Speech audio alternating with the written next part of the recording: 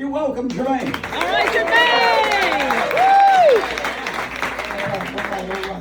Y'all gotta forgive my voice. I'm a speaker, I'm a talker, and just from yelling and stuff, blah blah blah. But I'm glad to be here tonight, man. I'm gonna tell a story of redemption and resilience, and just keep pushing and keep me going. Get your mic up close. Okay. A little closer. All right. Thank you. On this day, and I can say it all started off with me as in growing up in a great home, great family, everything that it is I needed, but I went through a little hell in life. And best friend wound up passing away through my hands through an accidental shooting. Daughter wound up passing away. So I kind of pushed myself away from everybody and started with drinking and drugging. And during these times, I left home, I moved in with a couple of friends. And we were staying in a trailer in a house, 16 years old. We thought we had it. We thought we was living and doing it. I mean, refrigerator full of food. If you came and looked in the refrigerator, you would be like, what is this? We thought we had it all. Refrigerator had nothing but Connecticut sausages and OE beer. That's the only thing that we could afford at this time. But we had it filled up though. And for lunch, breakfast, dinner, all the above, we would just have bread and wrap a Connecticut sausage up in it and drink some OEs. So this is what we did all the time. So during this day here, we started off as usual. But as you can imagine though, the smell, this 4 or 5 guys, teenagers, I mean, underarms, undergarments, underwear, all of the under that you can think of. It was just a natural smell, so we kept the door open. But,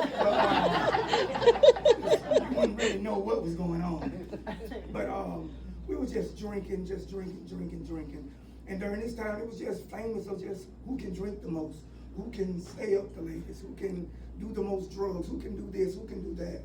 And during this day, I knew I needed to get home. And I just kept drinking. It was always an excuse. So I called up one of my friends. I thought I called up one. I actually called the police station. Because at this point, what was on my mind was they're gonna call the police on me for sitting out here and acting out. So I'm thinking police, and I'm wind up dialing the number to the police station. And so they're like, 911, may I help you? I don't hear them saying this, but it's on speakerphone. 911, may I help you? I said, yeah, if they don't come and get me right now, it's gonna be some trouble out of here. They said, sir, what's your name and where are you at? And they'll send somebody right now. I said, you don't want to know where I'm at and what I got, and I'm drunk. If you come out of here, it's going to be some problems. I look at the phone and see who I dialed and see 911. I hung it up real fast, so I called one of my other partners. I said, man, hurry up, get here. I got to get home. Girlfriend had my car at the time. I didn't want to have it on the streets. So I wound up going out to her house, made it out there some type of way, man. I don't even know. I didn't even know we pulled up to the house. And I'm there knocking on the door. She wouldn't come to the door at all. She finally come to the door after, I don't know how long I was standing there, and she just opened the door. I didn't see her. I guess that just meant come in. So I take a step, and I fall straight off the porch onto my head. And I said, you pushed me, you dirty mother. You pushed me. She beat me up. She tried to kill me. Oh, I'm calling the police. At this point, she hadn't been called the police, and the neighbors had called the police too. So I can hear coming down the road the police, and I see lights and stuff coming. I say, man, I got to get out of here. Behind the house was a cow field. I said, this is my only chance. So I was always fast. I was in track. I was in track. So I run. They didn't see me. I run, and I jumped the cow fence. I thought I jumped it, but I was tangled up in the barbed wire. My pants hadn't came down. I'm just got a shirt on, pants and socks and shoes, one shoe, and I'm running through the cow field. All I hear is the cows, and I done ran right into a cow, and all I do is hear them, and I hear them running, and I hear them mooing. So I'm thinking, y'all be quiet. I'm sitting there talking to the cows like, man, y'all, please be quiet, man. They gonna catch us. So I'm thinking in my head, how they gonna catch us? Cows ain't been drinking. You don't know what. So I see them, I'm way off in the back, and I see them talking to her, and they wind up leaving. I'm way off in the back. I'm walking up to the front, and as I get ready to jump the fence, I pat the cow on the butt. I said, we got away with this one. I can imagine the cow head saying, I ain't drink nothing.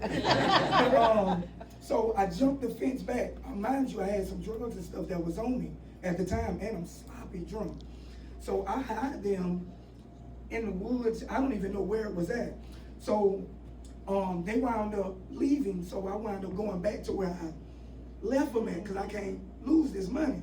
It's the only way I got to get some money at this time. So I go back and find it, get it, and it just seemed like right when I picked up the drugs and get ready to jump the fence after I patted the cow, can't forget I patted the cow. And he said, move.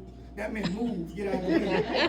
I jumped the fence, all I heard was freeze. Oh. My God. So I take back off running. They said, he's naked, he's naked. I said, I got on a shirt. So they steadily chasing me through the cow field. I'm jumping, falling, running. When they finally wound up catching me, I'm like, oh my God, you should have seen how I looked. Like buckwheat, I had stuff all in my hair, my clothes down and all. I said, y'all can at least find my pants. Y'all find everything but my pants. So we walking back up there. We get in the cow. Now, mind you, they in the field.